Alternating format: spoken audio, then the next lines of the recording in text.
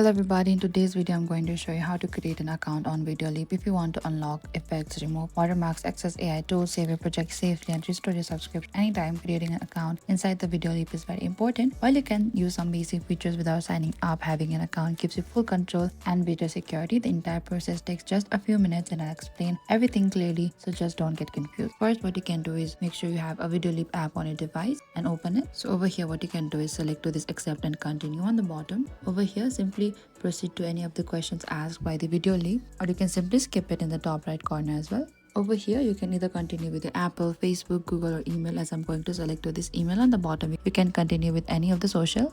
Type down your email and select to the send code. Over here a code was sent to you. Simply check to your Gmail account, select to this code here and you can continue, and that is it. This is how you can create an account on the VideoLeap. Thank you for watching this video. I hope I could help you. If you have any queries or confusion, please comment down and we will reach out to you very soon.